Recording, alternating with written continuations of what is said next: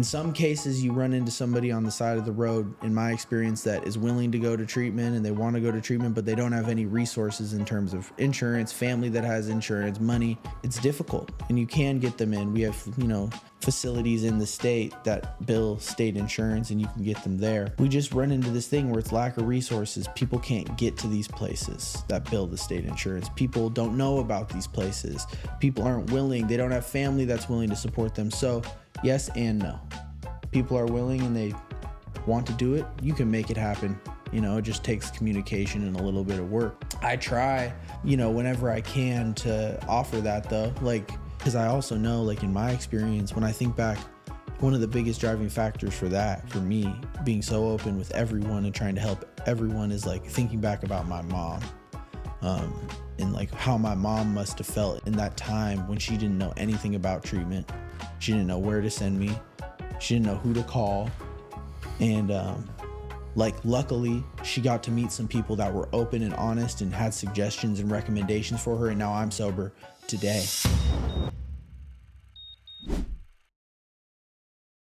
Welcome to Sober Champs, episode 24, the Ken Griffey Jr. And as you can see, we've set it up a little different tonight, man. We've been talking about setting it up a little different for a long time.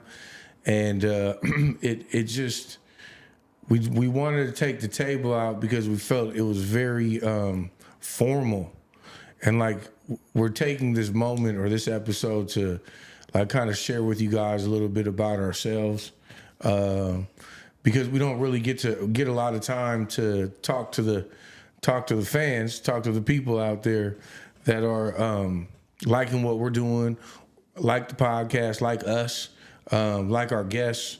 But it's important that we show a different side of ourselves than just the stories of the struggle. As much as we love, that's the bread and butter. Yep. That's why the podcast is here, is to show those stories. But there's also something to be said about getting to know us and what we do outside of sitting down for an hour and a half with our amazing guests and talking about their story. Yeah. Yeah, bro. I think before I even came on as a host, right? I think it was when I came on we did my episode a couple times. We had to shoot it a couple times because there were some difficulties. But you said to me that you wish the table wasn't there. And I also just remember, I think, was the first time I did it, I don't even know if it was in this room. Was it? Did we do it in this room? I think we did it in the next door room. So at Color Studios, they got a lot of different rooms and a lot of different options for how to, tap into your creativity. Yeah. And so we started in that room next door. We moved into this room. So it's been ever changing. It's ever changing. And it's just exciting for us to get to sit down and watch how it's growing and changing and trying to be more, comfortable and be more ourselves for you guys and just less like an interview, We're not trying to do a job.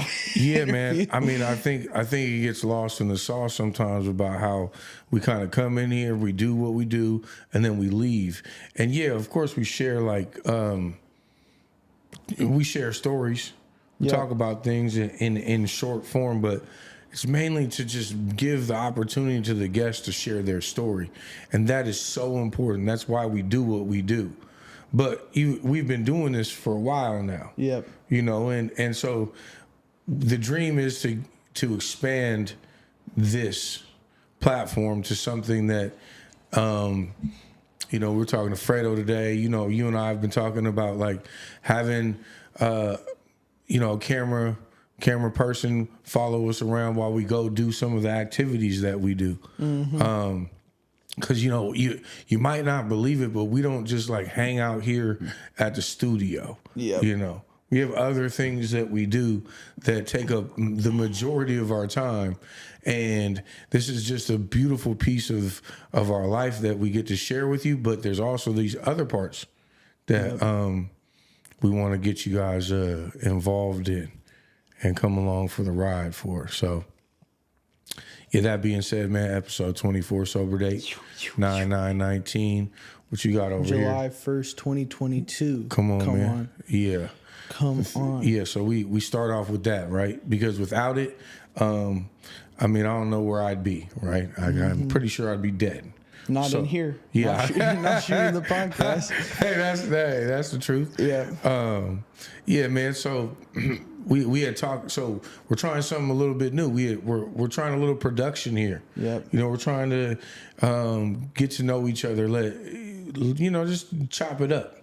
So one of the things that we were, it's been a hot topic around the world probably, but we'll start it off with like LeBron James and the Hennessy, and like when I heard that he had an announcement to make, like it was, what did you say, it's the second big announcement or something he said. Yeah, bro. I didn't even actually, I'm going to look it up right now, the LeBron James Hennessy collab, because I actually didn't even hear about it until you told it to me. And that's yeah. Well, let me tell you, look, if you had your ear to the sports arena, I'm not paying attention to LeBron James collab. Oh my God. Have you seen the bottle? Yes. Yeah, hold up. My point is that, I've seen the bottle, man. Hey, man, that shit is corny. That shit's corny. You are corny for doing something like that, brother. You got millions and millions and millions of dollars, and there are so many people that look up to you as a baller. And let me tell you something. If there's one thing that I cannot do very well while I'm drunk, is look at LeBron James' face. It's play basketball. It's play basketball. Drunk basketball is the worst basketball. Let alone, man, all these youngsters. Man, can you imagine these youngsters being like, "Yo, man, I got a bottle of the LeBron James Hennessy VS 00 lame," and I remember. So when I went in the bathroom after this game, or in between a game, and I remember he had a bottle, and he was like, "Brother, let's get drunk." And I was like, "No, bro." But I did it, of course, because I'm an alcoholic, and I was like, "Of course, I would love to get drunk between this game." And I remember, when you get drunk and then you start to get I low key when I'm drinking some darks, I would get hot, and I was sweating my ass off, and I felt like the liquor coming out of my skin, and I was like, what am I doing? And I think I had nothing in between that game. But I think, bro, if I would have drank the LeBron Hennessy, I might have had a dunk or something, like a windmill. I don't know, bro. Absolutely not. Don't even gaslight these people. That shit sounds so stupid. Yeah, so we're gonna. Hey, listen, man. Kobe, I did some research, right? I wondered if Kobe Bryant had anything to do with alcohol. No fucking way. He had no ties to any alcohol. And if I'm wrong, man, let me know. But then now you go to Michael Jordan, right? Michael Jordan, sounds like once he retired, he then got into the tequila game and participated there. But there was no huge announcement. Yep. About how he was going to partner up with some tequila company. Yep. I think this is the stupidest thing that man could have done. If he's all about the youth, if LeBron's all about the youth and helping people and encouraging people, hey man, listen, and don't get me wrong, it's coming from a place of I just couldn't drink like a regular person. So if he can just sit there, if people can just sit there and sip his Hennessy and just act right. And be cool, and hey man, more power to you. Yeah, so I guess my question is do you like LeBron? Outside of this? That's a good question. How about this? He was all right. He was. Is he done? Did he drop out? I thought he was retiring. That was the whole announcement, motherfucker. Whatever. He's not done yet. Okay, I guess. All right. How about this? I like young LeBron. Okay. I like the young LeBron. I'm a Michael Jordan guy. So I'm Michael Jordan. That's it, right? So we don't need to have the debate. But it'd be Michael Jordan, Kobe, and then LeBron, in my opinion. What's your new players, though? Who are your, younger players now that you're liking? You like Shy? He's all right. Yeah. He's all right. He's a quiet guy, but, he just plays for the wrong team. Were you like Halliburton? Wrong team, brother. Yeah, the wrong team. Shout out the Sonics. We need the he plays Sonics for the back. wrong team. We made it to the ALCS with the Mariners. Now we can get the Sonics back. I know it has no correlation, but I will take the Sonics. Yeah. We don't have the Sonics here, so we have no NBA here. So I don't really like even care about the NBA that much. I know. See, this is where you guys get to know me and you get to know him. He's excited about this NBA shit. Hey, look, ever since the Sonics left, fuck the NBA. How about that? Hey, fuck the NBA. Hey, Fredo doesn't agree back there. That's okay. Fredo ain't from here. He ain't had his team stolen. What's your team, Fredo? The Sixers, Sevens. Great opportunity to move into the next topic. What's that? Allen Iverson, 6 months sober. Oh, yeah, that's filthy. 6 months sober. I didn't even know about that either. He has a book that came out, I guess, and it talks about, I don't know, his lifestyle, his life. I think it's a story about him, obviously. But the point is that on his book run, when he's been marketing it, he has come out that he's 6 months sober. Yeah. And he talks about how he was talking to Stephen A. Smith about how, he spent 35 years, some crazy amount of years drinking. So he says one of the best decisions I ever made was to stop drinking. Iverson told CBS. That's crazy. Yeah. And that was, when did that get announced? That post is from 3 days ago. Yep. And then then there's another post up here that says he announces that he's 6 months sober from alcohol, and that's from 8 days ago, which is filthy. And so you brought this up to me. I didn't know about this either. So I didn't know about LeBron getting drunk, and I didn't know about Allen Iverson watching LeBron get drunk. But had he had problems with drinking in the past? Is that what it was? Who, Allen Iverson? Uh-huh. It sounds like it. I mean, I think that's where we get to read the book, and it might have a little detail in there. So yeah, go pick up his book. But I was also gonna. He had alluded to chaos in his marriage. And chaos is being like his wife, I believe, has been with him for a long time. Yeah. Long time. And he was talking about how he was fed. She was getting fed up with him, but stuck with him. But, it'd be interesting to hear like what the reasoning was for it, right? Why did he get sober? Some unmanageability. Yeah. So I think he had talked about it and alluded to like, he's not where he wants to be. Yep. And he felt that the drinking was a contributing factor to that. And so anyway, that was a good topic that I wanted to touch on today, and that 76ers thing, because I mean, as a young man, AI came on the scene, and he was, he's apparently like they say he's 6'1" or 6 foot. But like me being that tall, I was never going to be a 6'7" guard. Nope. And so, being quick with the crossover, and then him actually taking on Michael Jordan to challenging him, was an important like part of my growing up, because, there weren't a lot of people taking on Michael Jordan and succeeding. No. At the time I was growing up. Yeah, and see, I didn't watch Michael Jordan growing up. Right. I grew up with like the LeBrons. Yeah. So are you a LeBron fan? I love LeBron, but I also like supporting like KPJ, like Kevin Porter Jr. He's from Seattle. I like Jalen Green. Jalen Green's filthy. I like some of our younger players. You know what I mean? I like Halliburton quite a bit. Yeah. Shy's filthy. I think that he should play for maybe a different team as well. I'm actually in November, end of next month. I'm gonna go out November 30th to Portland to watch Trailblazers versus OKC, so I'll get to see him play, which is filthy to me.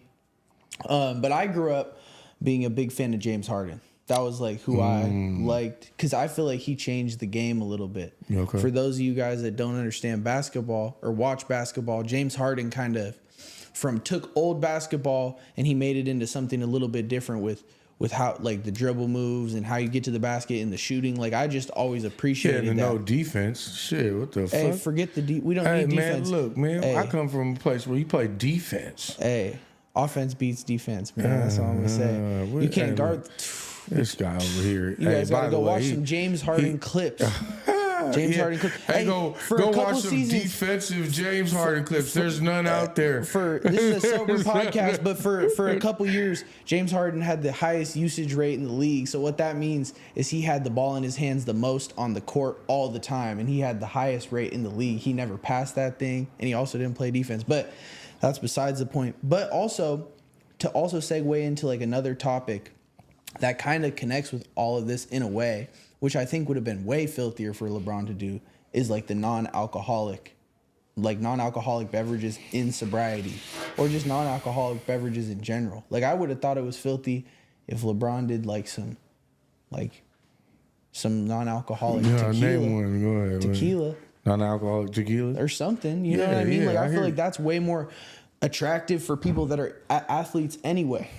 Like, when we're supporting like our athletes and trying to encourage people to make the right decisions, because this is what you see so often is these young cats that are in college and in high school ruining their careers over alcohol. Yep. Right? Like watching cats get into car accidents or committing crimes or 100% doing that. So it's like, that's where I can see LeBron doing the Hennessy collab being encouraging the wrong decisions, right? Because in my brain, I watch some of the filthiest basketball players that I grew up with, playing with, that I know today, like not even hoop anymore because they started smoking weed and they just wanted to smoke weed and they kind of gave up on that, or drinking or just partying, and it turns into a whole nother thing. You watch people lose their careers over the easiest thing to obtain in our society today, which is alcohol. Yeah. And so that's what brings me to the non-alcoholic thing. And like, what do you think about that? You know? Yeah, I mean, for me, one of the things that I've always, we've had an opportunity on this podcast to be sponsored by a non-alcoholic, a couple different non-alcoholic companies. If we could just put their non-alcoholic tequila on the table, or, but my personal opinion about it is like, the way that I drank, it was for the effect. It was for the effect. I've never been the type to like tell you how tasty this tequila or Hennessy or vodka. I mean, don't get me wrong.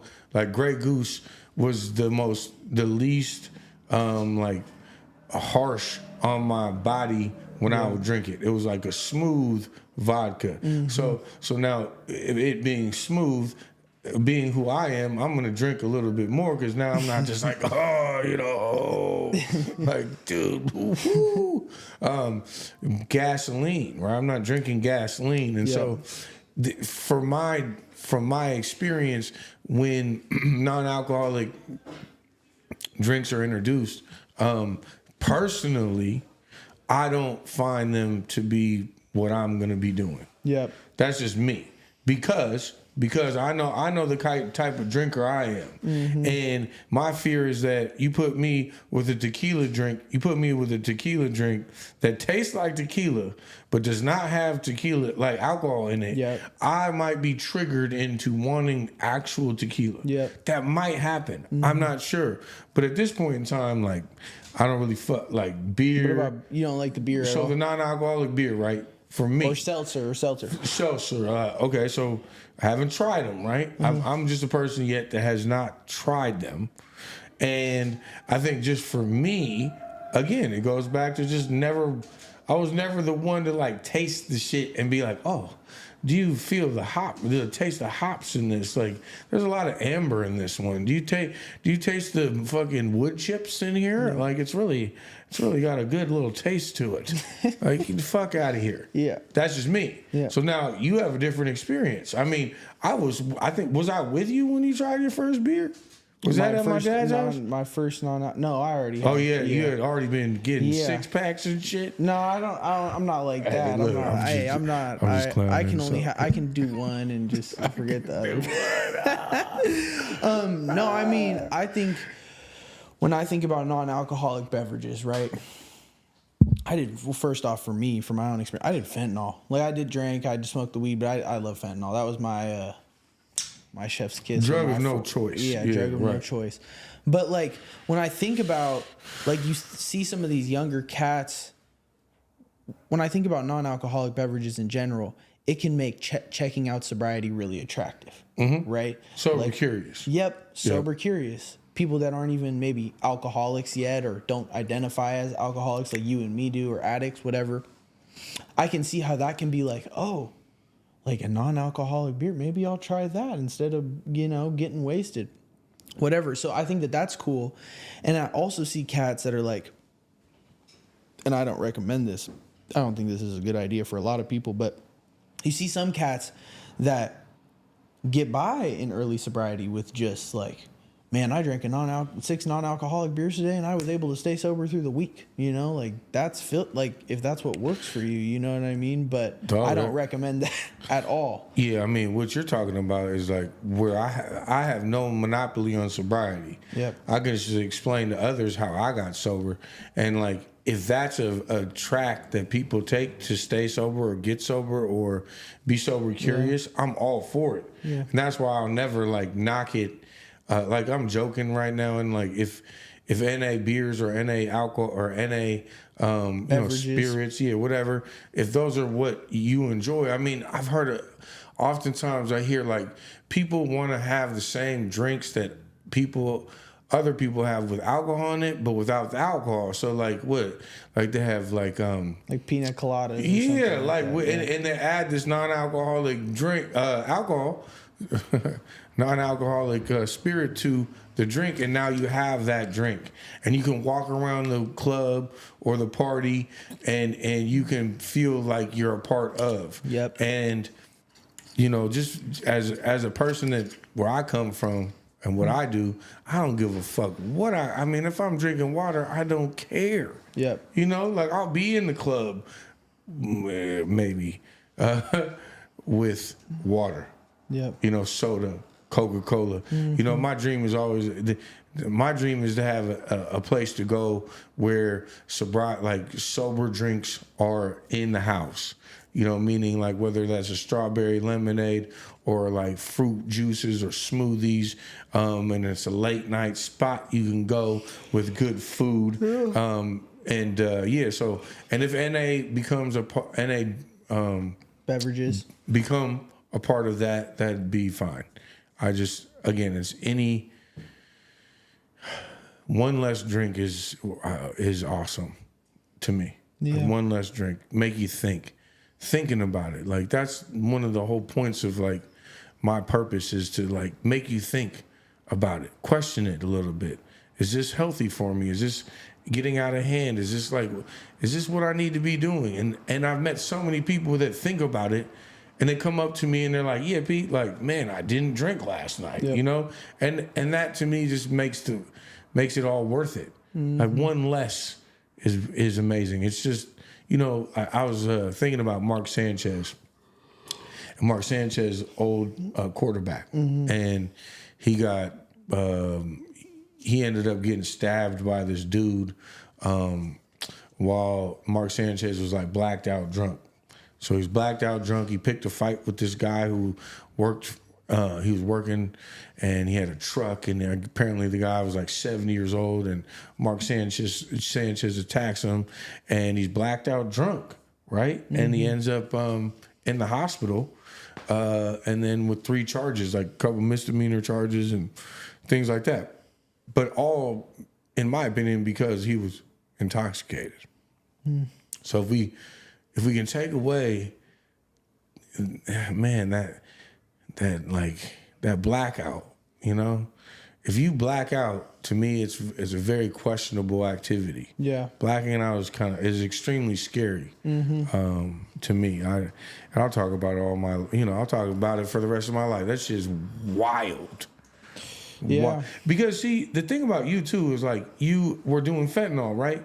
And we were just blacking out that's fentanyl you don't remember most of your life, No, and I get that. And I guess where I'm at is like one of the things that I've always thought about when we're in the rooms or we're at the high school, we're places with young people, is that they haven't necessarily been given full 21-year-old access to alcohol free, like go into a club, yeah, for and sure. Here you go. Yep. Here's your alcohol. This is alcohol all the alcohol you ever wanted, go for it, right? Because at this point, what they're kind of working towards or working with is the pills and the that's the what's scary. But the thing for me about alcohol that's different from fentanyl or Xanax, right? Or I would even just say for fentanyl, because Xanax, you still kind of are uppity a little bit. You can get to a point where, like, we just had Chicho on here, right? Yeah. And Chicho talked about, being on Xanax and doing all these crazy things, and life still being terrible and not remembering it. Yes. So I put Xanax and blacking out on alcohol in a similar category, not completely the same. Okay. But the difference between blacking out on fentanyl is that when I'm nodded off from fentanyl, I'm sleeping basically. I don't remember things because I am not awake. Right, for the most part. I mean, there's also times when you're awake and your brain just doesn't remember. There's tons of things that I did that I don't remember on fentanyl. But the difference between that and alcohol is that when you're blacked out on alcohol, you're acting crazy. You're not controlling yourself. You're still involved. You're socializing. You're driving a car.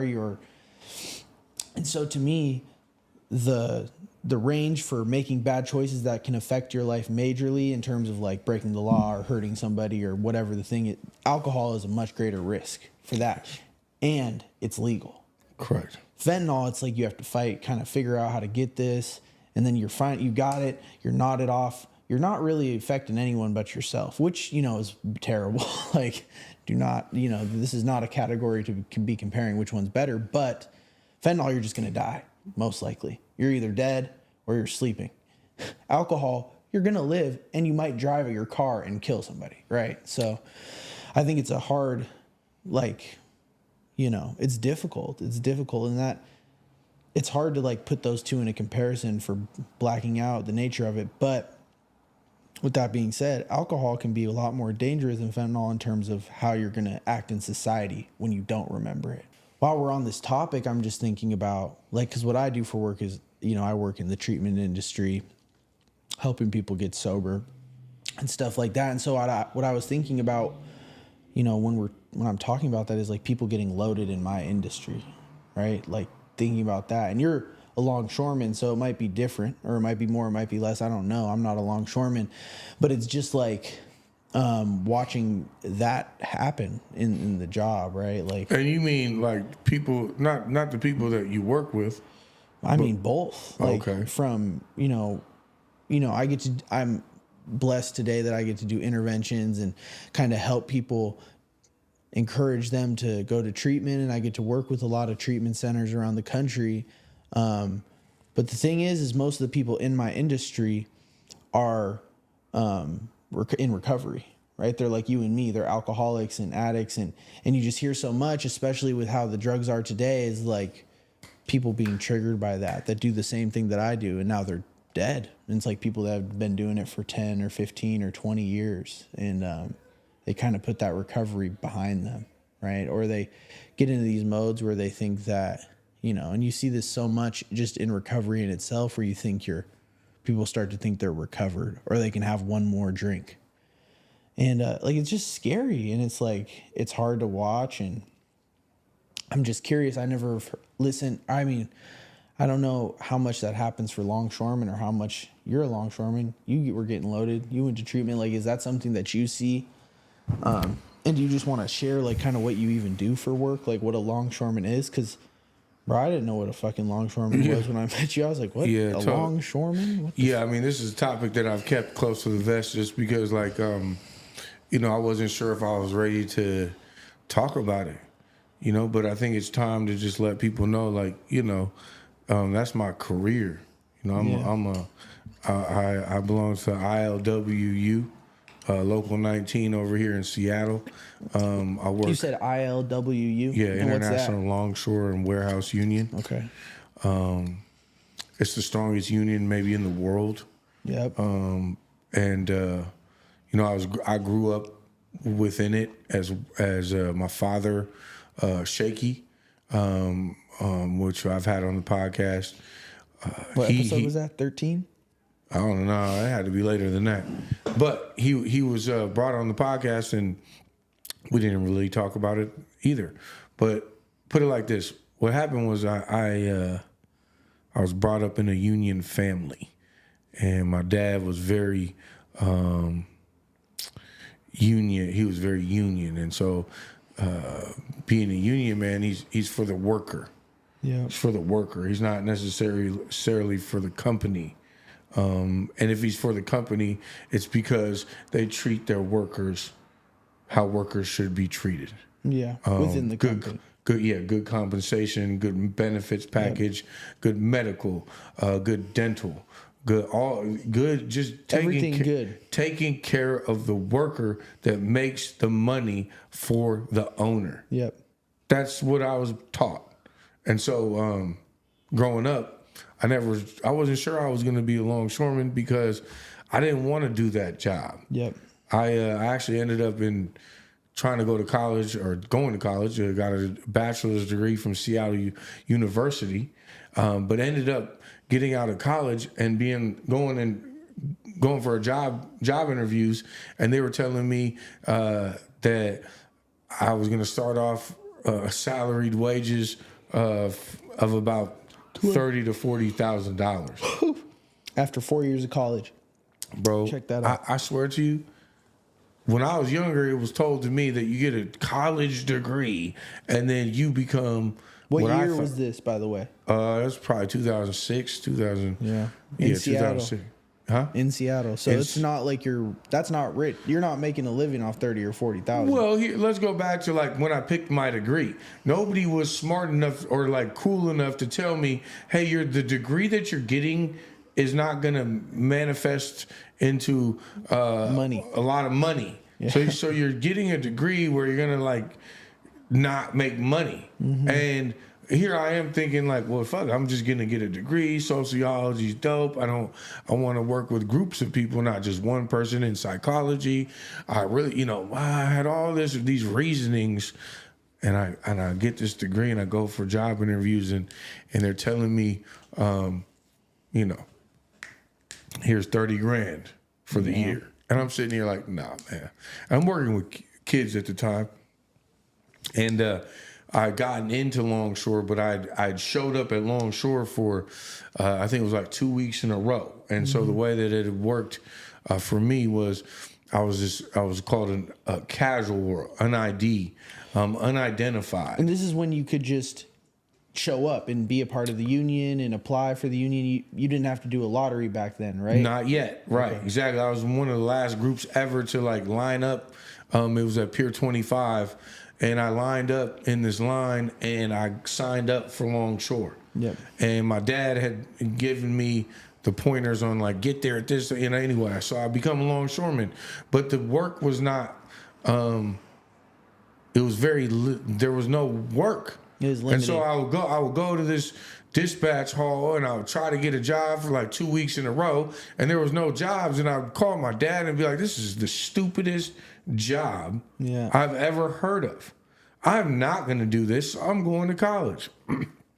Go to college, find out I'm only going to make $30,000. It's summertime. I go down to the docks for a week. I made a lot of money in a week. Yep. And I was like, oh, hey, man, listen. I'm about to be a longshoreman. Yeah. This is what I'm about to do. Yep. And so, my process was a lot different. Everybody has their own journey within the longshoreman avenue, the road. For me, it took me 15 years to become a member of my union. 15? That 15 years of showing up almost on a daily basis to try to see if I could get work. Because if I didn't show up, a person like yourself, who was my coworker, who did show up and got a shift, would then be 8 hours ahead of me. And so it was this thing called an hours race. And so we were racing each other for 15 years.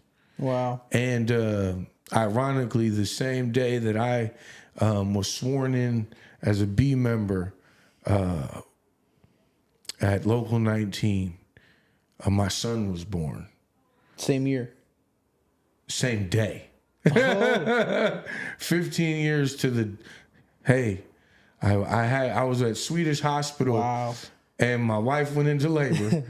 And it was getting sworn in. It was the day that I was supposed to get sworn in. And I'm telling my wife, I'm like, yo, I'm worried that if I don't show up, that some weird stuff would happen. So would you be okay if I ran down there real quick? It was like, so First Hill, it's like 10 minutes away. Yeah.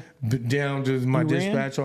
Well, drive. Okay. If I drive. We didn't have scooters back then. But, no, I'm just kidding.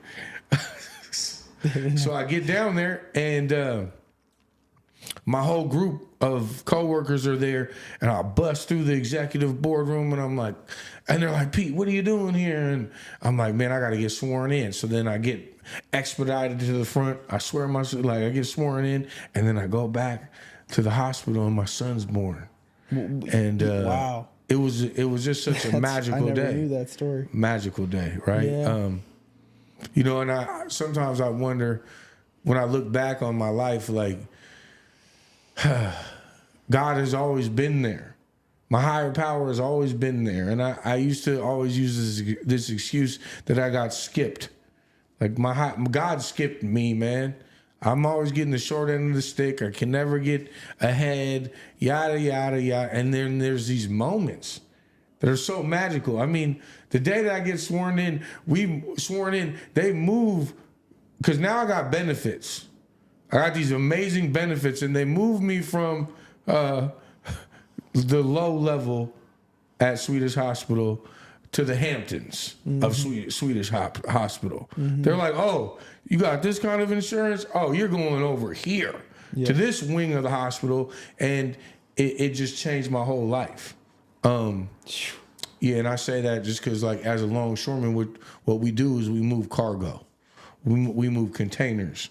Oftentimes they come from China, but all over the world, those containers come in, and we move them, and they go out, and we move them. I never really, I don't go on the vessel to take part in the journey. They just dock here in Seattle. We take the containers off, or we put them on. Yep. And that's what we do. But also in Seattle, what we have is the cruise ship season. Mm-hmm. So we have the summertime comes, and a lot of people fly from all over the world to come here to visit Alaska. Yeah, the longshoremen. Yeah, they'll visit me because I'm, I got a lot anyway. I visited you on that little. That was cool. Yeah, you saw. Yeah, They got these Argosy cruise. I think that's what it's called, Argosy cruise, and it's like I also work with this nonprofit where we. It's called Bridges. We've talked about it on here before during my interview way back when.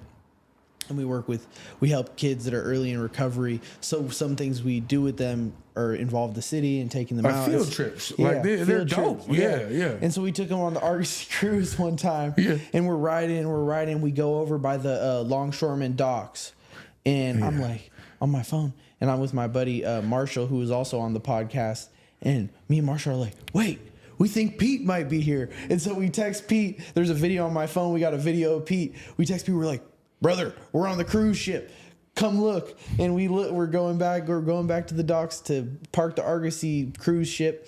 And Pete's over there on the docks with longshoreman by his truck. He's like, yes, sir, brother. Yeah, I was yelling to you guys from the dock. Yeah, Terminal 18. So that's what people do. They fly in and then they get on the Argosy cruise to see you wave at him. Yeah, but that's like the short trip cruise. Like you have these cruises that are huge cruise ships that go to Alaska from here. From here, in Magnolia, like Pier 91 or Pier 66 down on the waterfront, right down the street. Actually, have you done that before? I've never done it. My wife is a little. She would love to do it. I think if Lionel wants to do it, but at this point we've never done it. Yeah, me either. I didn't even know it was a thing. Yeah. So I never heard of that before. But yeah, like, so you get to do this where you bring the containers on that has all these goods from overseas for us here in America. And to get right back to what I'm thinking about is, so do you see are there people that are getting loaded or people that struggle a lot? Great question. I mean, obviously I was one of them. Yep. Shit. I have this beautiful program called Alcohol Drug Recovery Program. That allows a person like me, if I'm struggling, to give a phone call to a person, and that's a real person that you call and you tell them you're struggling, and they have the connections of a wizard, and what they do is they help you out, and they put you in places that you need to go. Yeah. And I was able to call that person. His name's Donnie. And he saved my life that day. He was able to talk me into treatment, literally. Like, he was able to share his experience with me. And see, for me, I never thought that there was such thing as a sober longshoreman. Like, we all have our vices. Yep. We have all have, whether it's cigarettes, nicotine, alcohol, drugs, off the clock. I'm pretty sure that, in my mind at that time, there's no one that is like completely sober. Bro, I can relate to that. Like, that feeling. I remember when I was in use, like active use, I always thought everybody did something. Yep. You did something, so I could imagine how that would be interesting just in the workplace alone to even have what'd you call it? Alcohol and drug recovery program. Yeah, that must be crazy. See, what's so exciting about my job and my union is that my union has fought for that particular program. Yep. Because we know that laborers, blue collar workers, just people in general struggle. Yeah. At some point in their life with this stuff. Yeah. Why do you think that is? Like, just blue collar workers in general, that they struggle with substances and alcoholism? That's a great question. I think that, at least for me, it was just trying to, be just speed up the day, feel better about what I was doing in my life. I really just didn't want to. I didn't want to be just regular. I didn't want to be natural. So, I stopped doing... anyway. So I wonder if there's statistics. I'm just looking up right now. 1 in 9 blue-collar workers. 1 in 9 report illicit drug use in the past month, and 1 in 7 report drug or alcohol use. And that's crazy. That's According to what? American Addiction Centers. No problem. .org. Yeah. We just shout out American Addiction. Because shout out American as a sociology, person with where's the source coming from, right? Yeah. And so, like, just knowing what I know about where I've been,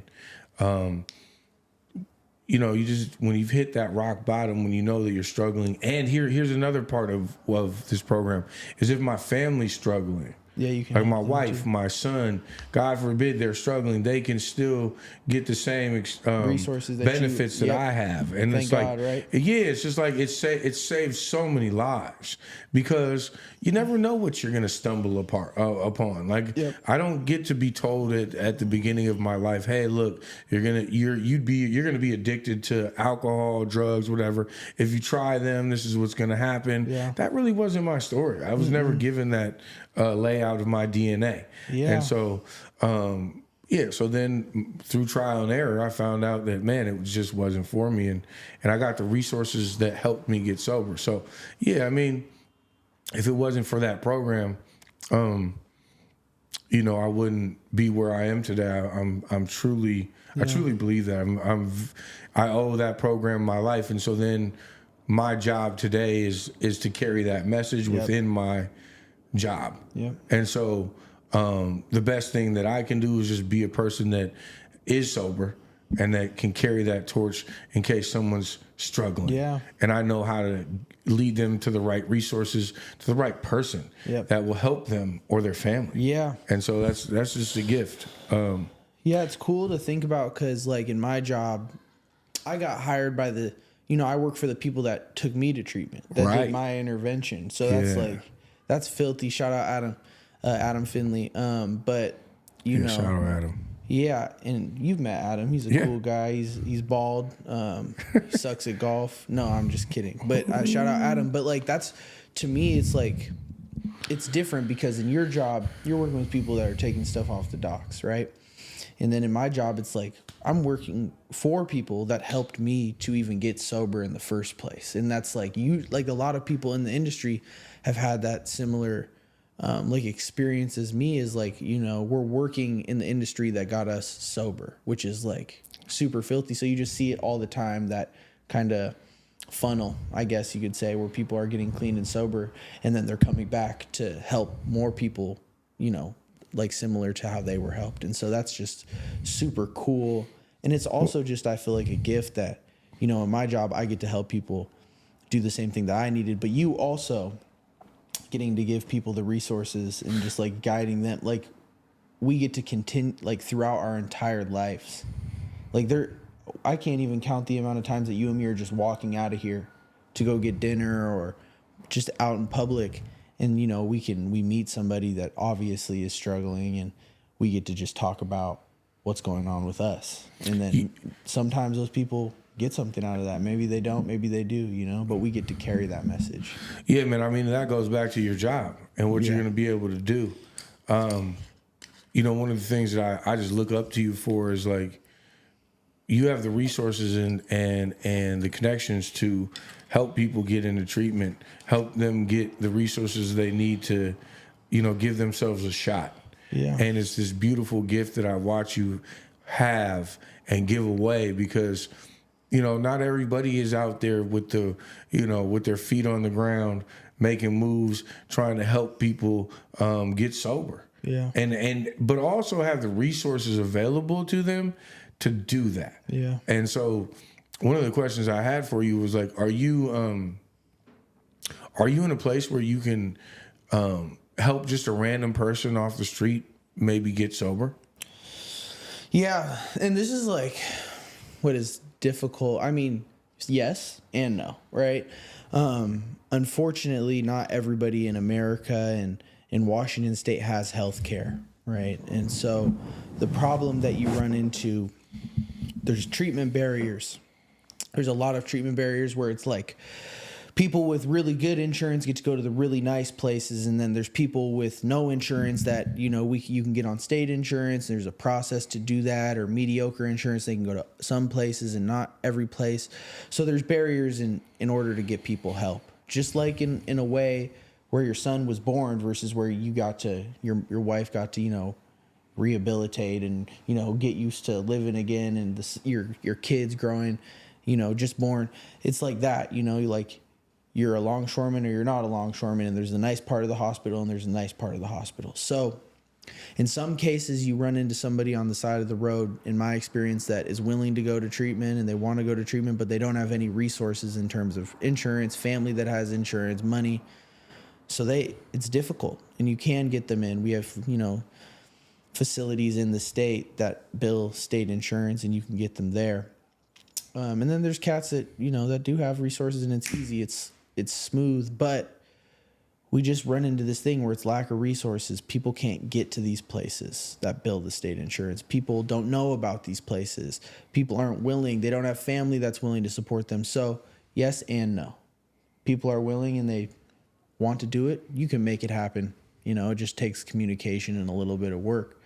And then there's no, where it's like they don't have anything, they're not willing, there's no family that wants to support them, or you can support them even. So yes and no, I think, to that question.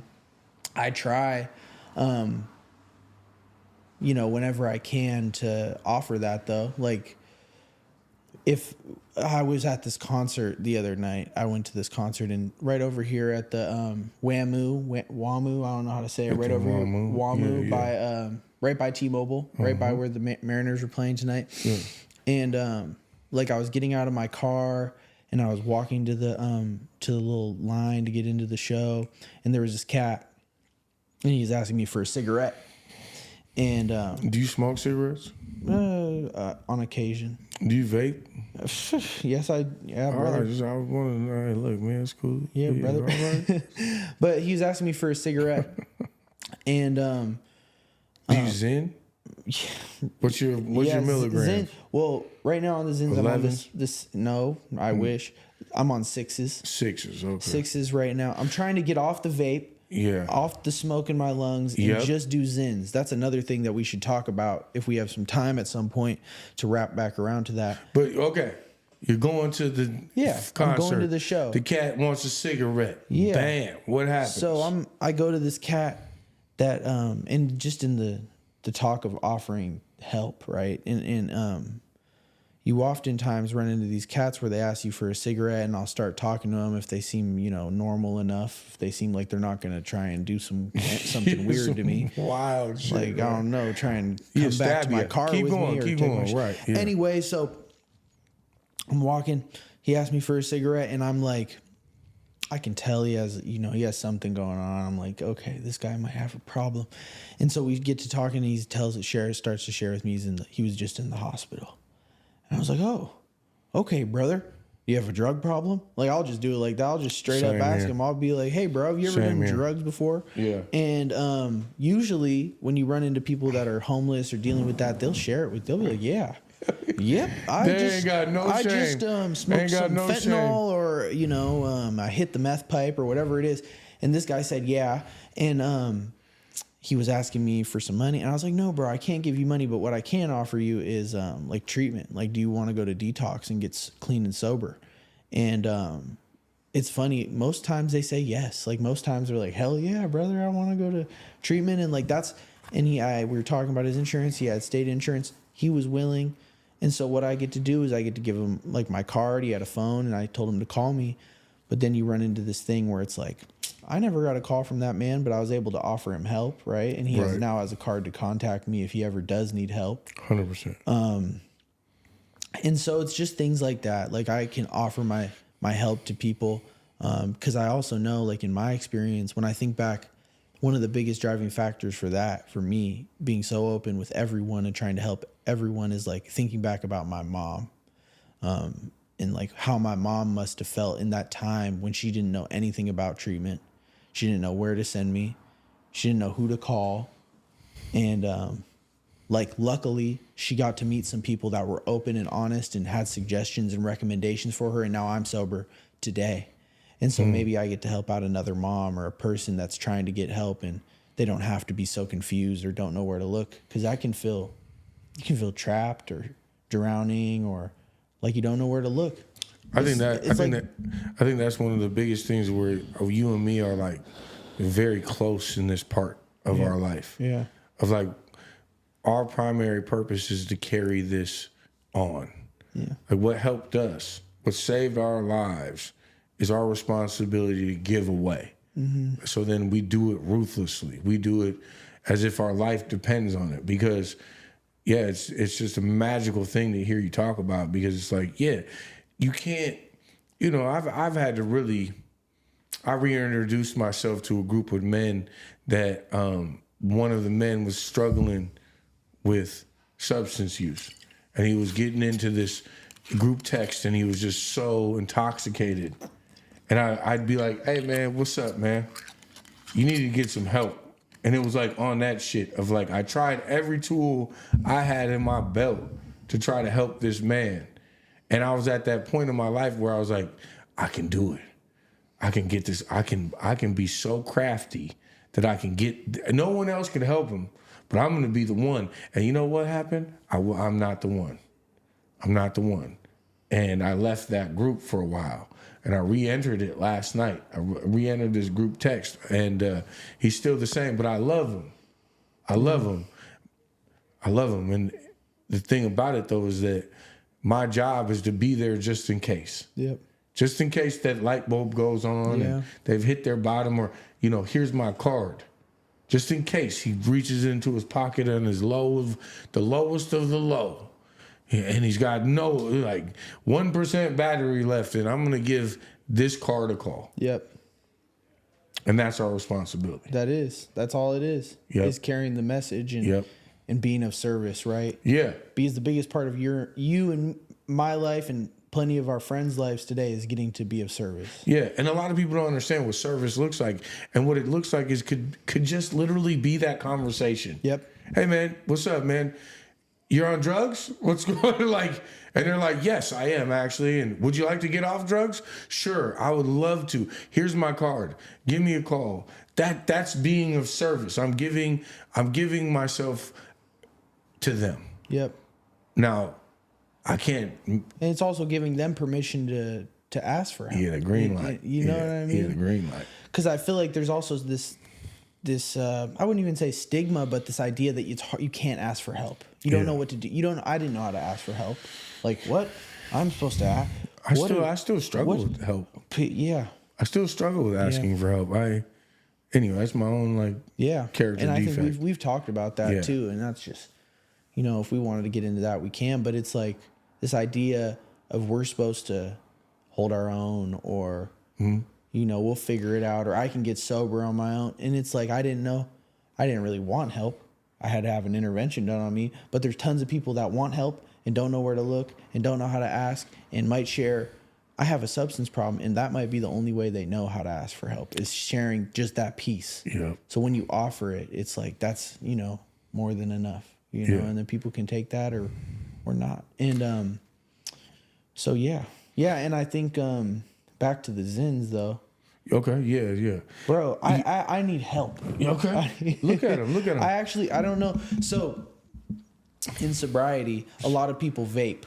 Okay. Or like smoke cigarettes or do nicotine because that's like the alternative to getting loaded. Like in the sober community, the recovery community that I'm part of, vaping and smoking cigarettes is a norm, I guess. You see a lot of people do it.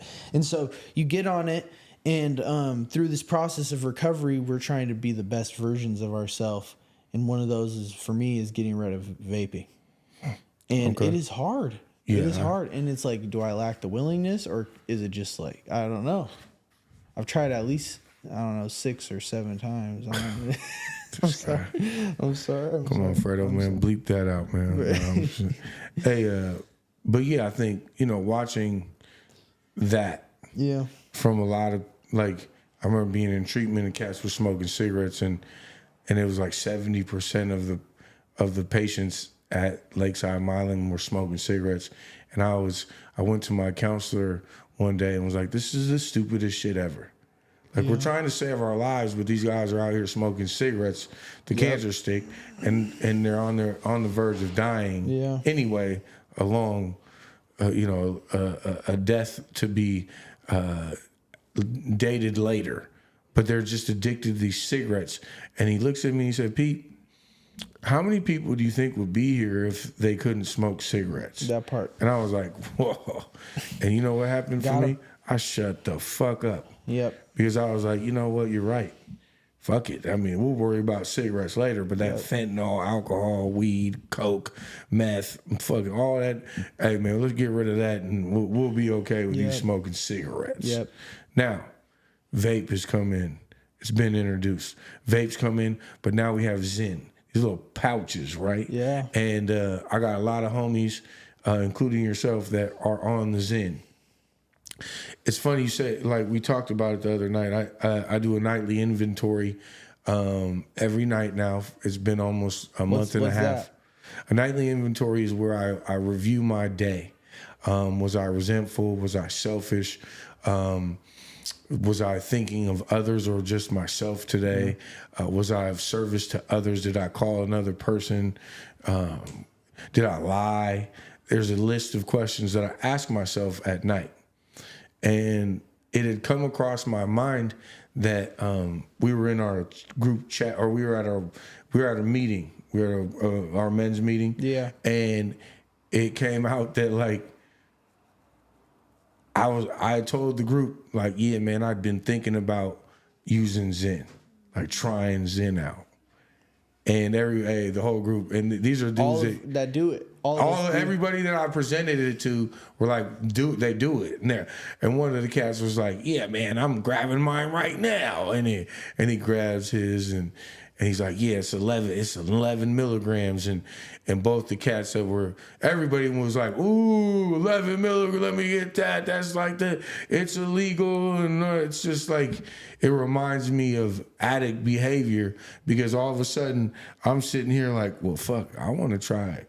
If these guys are excited about the high level of milligrams, and I'm like, you know, and I'm like, man, I get told by one of the cats, hey man, look, you'd probably puke on an 11 milligram, and I swear to God, it got stamped in my brain. Like, how dare you tell me that I would puke on an 11 milligram Zen? Mm-hmm. I ain't gonna puke. I ain't no sucker. Like, I'll be able to handle it. And so my mind tells me this. And so I'm doing this review. And anyway, I haven't tried Zen. I've never tried it. It came across my mind to try it, but I see the struggle. And, you know, you using Zen. Do you have your Zen on you today? It's in my car. Okay. So that's interesting, right? Yeah. Well, you can put one in your lip and it'll stay in there for like, I don't know, 60 minutes to 90 minutes. Oh, and that's how long they work? I mean, they kind of wear off over time, but that's how long I usually will leave it in there for. Maybe shorter if I'm... Is there like a tolerance level? Oh, yeah, for sure. I mean, you definitely get used to it. Like, you definitely... Just like smoking weed, you smoke a little bit of weed every day, you're going to start to smoke more weed if you get high. Yeah. It's kind of like that, but it's just like with a buzz. Like, you first start doing Zen and... Like, it's really like... You'll be buzzing off of it, but it goes up quick, just like anything else. But, I mean... I also want to point out of all of us that, you know, partake in the Zen activities, when you brought that up, everyone said, don't do it. Don't 100%. Even get started on it, brother. Yeah. So it was like one of our guys said, like, I wish I never started. Yeah. You know, I wish I never started it. And so I think everyone that has started now wishes they never started. Yeah, I can understand that. And that's why I think it's important to like share my secrets, right? The things that I come up with in my head, because if I keep it, you know, secrets will keep me sick. So if I'm thinking of things and then they don't come out and I just keep them inside, I could have the potential to like hit a 7-Eleven and grab myself a little can, little pouch, little pouch, couple, yeah, little lip couches. But the one dude on the little Instagram. I don't even know. Yeah, well, you're new to it. Yeah, Aiden put himself on Instagram for the first time in years. 2 years. So we got a new Instagram. Follow. What's your account? Aiden, AIDEN 071. There we go. Underscore? Did you switch it up? No underscores. No dots. Yeah. We just got we got it.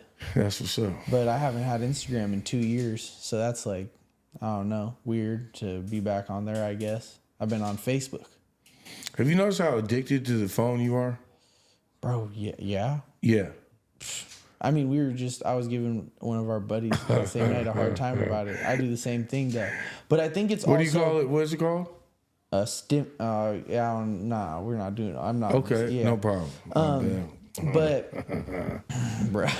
Keep going. Pixelating. That's what we said the other night. Yeah. Pixelating. Yeah, I was even though that's not what it is. Also, I think something that I'm, happy about with myself for, which I don't know if I would have been in the past, is like being able to stay off of it during like settings where we're sitting down for like an hour or important things like that. Like, I think there's a time and place for it. Like, if we'll get done with this, I'll probably get right on my phone, check it. Yeah. Yeah, me too. But like during this time, I've been on it a couple times to look up some things that we talked, but like I get to have the control to not go on it and just stare at it, because I can for like an hour and a half. It's like the same thing with drugs. Like, I can't control my drug use. I can't control my phone use sometimes. Right. I totally agree. It's that instant gratification, just like the nicotine or the Zens, or maybe for some people, adrenaline or non-alcoholic beer. It's like that, it's that instant gratification of that thing. And phones are bad, Yeah, they're tough. They're good for instant gratification, I'll tell you that. Well, they're good for like research for the moment like we just had. It's like looking at LeBron's face on a Hennessy bottle. Search it up. Jesus Christ, that shit is so ugly, bro. Yeah. Okay, so check it out. And you get these good ass videos like game 1 or was it game 2 at in Toronto, playing the Blue Jays, and you get Cal Raleigh hitting a homer, and then you get the cat with the butt plug.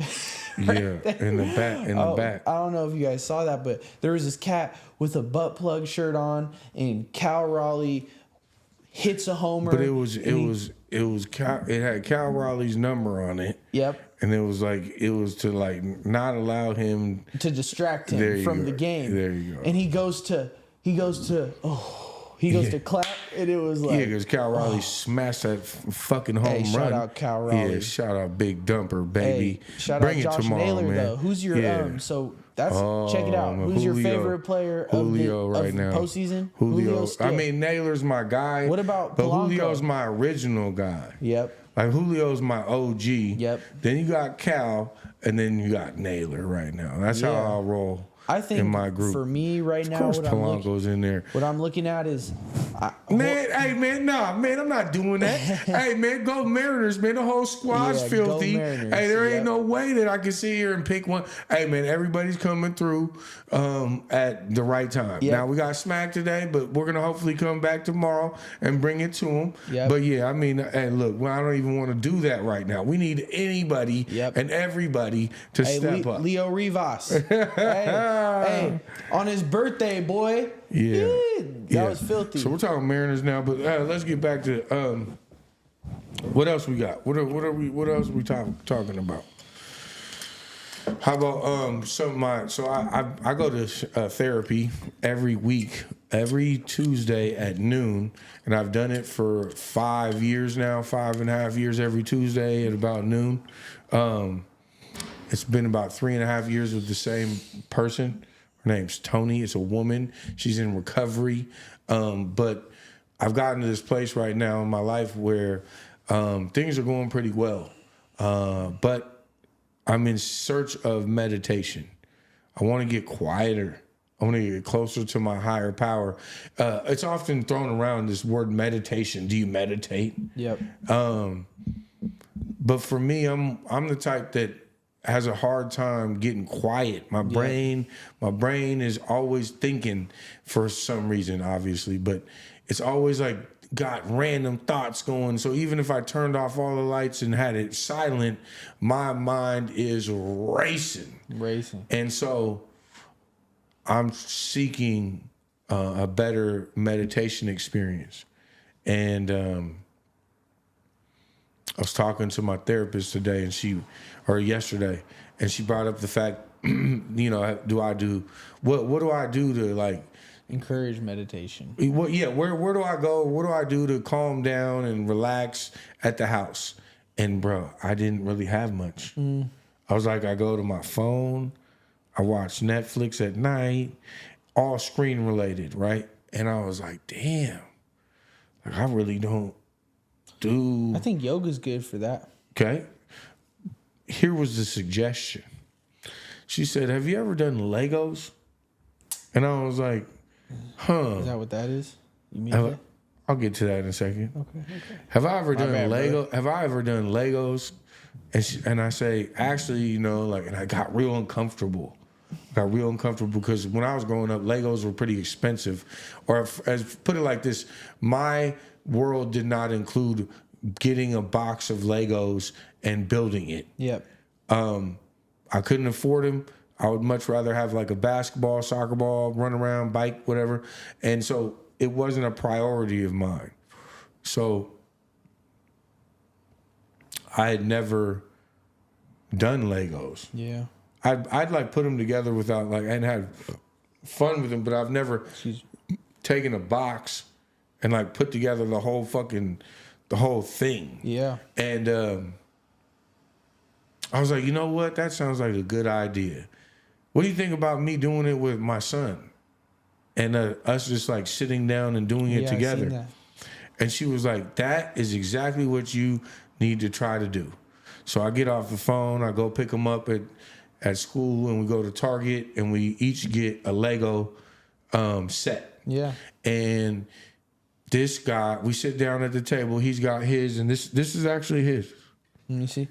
Yeah, his is done. He did it. He did his in one day. He figured it out on his own? He does them on his own all the time, because at this point they got this I was never good at building them. So what I'm gonna tell you is like the way that they have them set up now is there's packaging and there's bag 1, bag 2, bag 3, bag 4, and so he did this all on his own and completed it in one day, one sitting. Now, I was sitting there chatting with this boy for an hour and a half about life, and we were just having a good time chilling. And it was one of the most incredible moments I've had with my son because I could see my little self in him, but there was no like fight or flight in him.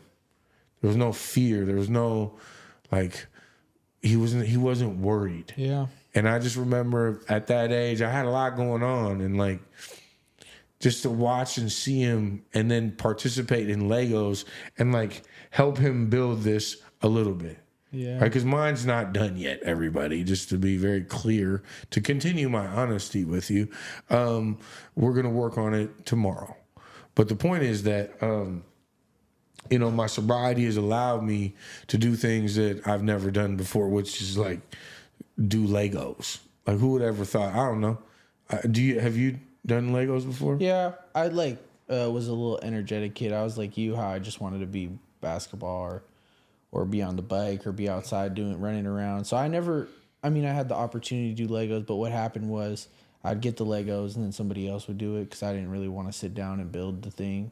I liked it when it was done, but I didn't want to build it. So not really. I mean, I guess. Yeah, I had the opportunity to do it. Yeah, what do you do? What do you do for meditation? What do you do to get quiet? I think the best thing for me is at home or just in general. Let's go in general and at home. I'll take both. At home, I think a good time for me is just what I like to do is I have my bed in my room, obviously, and well, maybe not obviously. Some people might not have their bed in their bedroom, but I like to just sit on the floor. For me, doing meditation is sometimes I have a hard time just quieting my own brain down on its own. And so I think we talked about this the other night, but guided meditations are really good for me. So going on YouTube, where they kind of tell you how to breathe and calm your brain down and focus on just what they're saying, those words, having that guide. That's really helpful for me. And then also what I like to do in general is like I was saying to you, yoga, hot yoga. You don't talk during hot yoga. And if you're talking, you're doing something wrong. So hot yoga is really great because you're so in your own body, in your own skin. You're feeling everything. You're feeling the heat. You're hearing your thoughts. You're focusing on which position you're doing. It's very grounding for me. And you're really one in yourself. I really enjoy that. It's also have I asked you if you ever done a float tank? A float? Oh, yeah. Those are You've cool, done a too. float? Float tanks are cool. So float tanks, we have these float tanks in Seattle, and what it is basically you go and you get in your shorts, your swim shorts, or whatever you want to wear. You're in this room for about 60 minutes to 90 minutes. And it's it's like a sensory deprivation tank. Sensory deprivation tank. And you basically get in this, it looks like an egg, looks like a big human-sized egg, and the top shuts, and it's dark in there, and you get in the water, and the water is kind of like lukewarm, so you're not cold, you're not hot, and you float. You feel like you're floating. You feel like you could be flying or something like that. And it's salt water. Yep. So you're like buoyant. And so you don't, you can put music on in there. I don't put music on in there when I do it. I just go and try and enjoy the experience and get quiet and hear my breathing. And so I have done those. Those are nice. And then I think one of the things about that though, real quick, is it's the quietest I've ever been. Oh yeah, it's like, completely quiet in there. Yeah. It's like you're in it's crazy. You got to try it. It's a big thing in Seattle. They got a Seattle Float. That's where I did it at up north in Ballard area or like Greenwood. That's where I went to mine. Yeah. I liked it. I enjoyed it. Cold plunging is another one. Being with nature. Yeah. Cold plunging is a little different for me. There's this place called Soak and Sage we've been, which is like Soak and Sage is dope. Yeah, like Soak and Sage is a facility. It's like a spa, but it has like steam room, sauna, cold plunge, hot tub. They got meditation rooms. They got massage rooms. Yep. And you can like move freely within all of those amenities. Like you can go to steam room, hot tub, cold plunge, like move within those for a 2-hour period. They got these like ice snowballs that you can, if they got, yeah, they're like, yeah. The point is though that, you know, one of the things that we thrive in is like we're seeking, you know, health. The bettering of self. Yeah, we're trying to figure out ways to calm down, ways to do the, you know, self-care. And that's one of the things that we've found helpful and very awesome. helpful. And it's Yeah. extracurricular. Right. What sobriety gets to give us. Because today, back then in early sobriety, I wouldn't even thought about soak and sage or cold plunge or float tank or all the plenty of things that you and me have done. Men's retreats, our men's group that you and me get to be a part of. Those are all things that we get to do extra, and it's not a task. It's not like a chore. It's just, I'm lucky that I get to do that. And that's something cool in my brain that I never would have thought would have been cool years ago. And I don't know if you would have either, being a longshoreman on pills. I don't know if you would have been like, brother, let's go do an oxy and hop in the hot tub. Like, I don't know. I will share that, like, I used to go to sensory deprivation tanks. While you were on drugs? High as hell. Was it? It was fucking dope. You know, I mean, I would fall asleep floating in water. Like, I'd be like, oh. You wake up, I'd wake up an hour later. Like, whoa, okay, that was pretty intense. That's I could, bro. I'd feel like I'd flip over in the water, be face down. Yeah, you know, luckily none of that weird shit happened to me. So, but I will say though that, like, you know, one of the greatest things we've talked about tonight is just like we're out here having fun. It's not all fun and games, but like we're out here we're going to Mariners games, we're going to spas, we're experiencing life without any mind altering substances, and it's wild. It is wild because I would have never thought I could do that. Yeah. I remember just thinking back in the day, it was like, man, how do you go to a movie not high? Yep. How do you go to the grocery store, the gym, and not take a huge bong toke and go work out? Yeah. Like, how does that happen? It doesn't in those days. It doesn't. And so, what are the things that you struggle with right now? Like, what are some things that you struggle with sober? Procrastination? That's like my biggest character defect. Okay. For you guys that don't know, along with doing these things that are helpful for us, we look at the things that we want to maybe improve or change. So one of my things is procrastination. I like to, sometimes I don't like to do things, and it keeps me comfortable, right? Like, I don't know, laundry, or I'm in college and sometimes I'll put off schoolwork because it stresses me out, or having certain conversations that, you know, maybe are uncomfortable. And last night when we were at 13 Coins, we actually had a moment that I'd never seen from you. Yeah. And it was because you hadn't started a social media. You hadn't been on Instagram for a while. Yeah. And we had talked about it, and you were like, all right, I'll do it. Actually, you know what? I'll do it later. Yeah. And I was like, nah, man, do it right now. Just get it done. And you're like, oh, man, I don't know. And so then you got it done, but it was like this uncomfortability while doing it. And of course, there were things about it that were uncomfortable. Yeah. But it was dope because you were able to share those things. You were able to talk it out. And in the process, you're like creating an Instagram account. Yeah. Yeah. So it is beautiful. And that is one of my biggest things is procrastination. Yeah. But it's like, it's one of those things that's hard to get rid of at the same time, because procrastination in itself is control. And control, when I have control, I feel comfortable. So it really boils down to having control of my life and having control of circumstances and things, and, you know, trying to play God in my own life. And procrastination, one of the tools that I can use to have that control. So, yeah. What about you? What's one of the things that you lately it's been like eating at night. Like making sure you're eating, or eating too much? Eating when no one's looking. Like Fig Newtons, a strip of Fig Newtons. This guy pops out with Fig Newtons. Yeah, I caught him in the corner before the podcast. He was eating a Fig Newton. Definitely not. No one's gonna see me do that. But the point though that I'm making is, like, there was this moment about 3 months ago when my son, he was like, hey man, like, what's up? Do you like my 6-pack? And I was like, hey, man, you're like skin and bones, bro. But you got a nice 6-pack. He was like, yeah. And then he looks at me and he was like, hey, man, where's yours at? Got you, and I was like, what? Got you. I said, how dare you talk to me like that? Do you know who I am? I am Hulk Hogan's brother.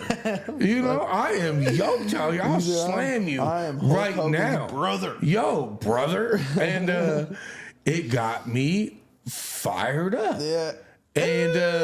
And so I've been on this journey of like a week here that's good, a few days that's good, and then a week that's bad. Yeah. And I say bad as far as like the only way that I'm ever gonna get a 6-pack again is if I eat properly. Yeah. I work out like a pro. Like and lately I've been bending steel. And so it's really dope to be able to get to the gym. But what happens is my nutrition is a key component to getting a better physique. And so I struggle with food, man. And so that's one of the things I struggle with. But anyway, man, what do you want to do to close this thing out? I mean, first of all, shout out. We got to get our Tahoe water. Hey, shout out Tahoe water. This is the best water. Hold on. Let's talk. We'll finish it on Cologne. Well. Go ahead. I will say though, this Tahoe water is so good. I drink it every time we are here. We've had a couple different waters. This is definitely the most quality, but also it makes me pee after every episode is about to be over. This guy. So I just wanted to share that. He's first of all, he's got to pee right now. That's how it all works, huh, Fredo? This guy's got to pee. He's already talking about it. He ain't even gonna. Hey, no rebuttal. Look. But man, let's be honest, man. Let me get something very clear about Tahoe water. I go to the Metropolitan Market once a week, if not once every couple of days, to get a whole case of water. So I've bought at least 4 or 5 cases now. I usually buy out. I'm on this situation where I strictly drink Tahoe water almost only. Tahoe diet.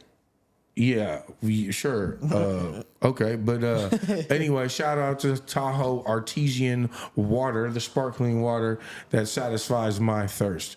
Anyway, now on to Cologne. So here we have Parfums de Marly. Which one is this? We have. Leighton? No, that's not Leighton. Which one's this one? Look at the bottom. Paris? Nah, that's look at the bottom. There it is right there. Parfums de Marly. Percival. So it's Percival. Yeah, Percival. And it's called Parfums de Marly. Let me see it. So I've been on this cologne kick. Aiden's been joining me on the journey. Yeah. We've actually been thinking about doing an episode where we bring in some people. Knowledgeable women to kind of share their opinions on cologne. Because, it's one thing for me as a male to sit here and tell you what cologne to wear, but obviously most males wear it for to maybe try to pick up a girl or two. Would you say that? I think that's pretty accurate. Yeah, you get all these teenage boys that are like... Yeah. I mean, right now they call them like, what do you call it? Fragrance influencers. And so we gotta bring the game to the town. So Seattle's got to get hip. We got to bring in the Nordstrom people. No. We got to bring in the people that know their fragrances. Nordstrom people. And so... we say that just because, like, man, we come in here fresh to death, smelling good. That's one of the things that sobriety's brought to us is an ability to not smell like ass. Yep. Okay? Now, you might be, smelling like ass sober, but not this group over here. So, anyway, we're going to be all right. And so we got some things in the works to hopefully get this podcast moving in a couple different directions. But obviously, please stay tuned. We're going to have more guests, but we're also going to diversify this a little bit and have exciting. some fun. Yeah, have some fun out here. You have you guys get to know us a little bit more. Have you guys get to know our friends. Maybe sit down with Fredo at some point. They don't even know Fredo, the man behind the camera in the back. And without Fredo, let me tell you something. Ever since Fredo's got introduced to this podcast, we have been able to do this podcast. It was going to get very difficult because we had no one to help us from behind the camera. And so he's come through, and I just want to take a moment to say thank you, Fredo, for everything that you do for us. Because without you, this thing, it wouldn't have been rolling. It wouldn't be a podcast. It wouldn't be rolling. So that being said, I think we're gonna close it out. Episode 24, the Griffey episode. We won't be back probably until we are either in the World Series or we get knocked out and aren't in the World Series. And then if we're in the World Series, we might win the World Series or we might not. We're winning it. We're gonna manifest. We're gonna put good energy out. Shout out Mariners. Shout out to Cal Raleigh, man. Hey man, you know what? We might as well go win the whole fucking thing. Yep. We're out. Might Sober Champs. Have a good one, baby.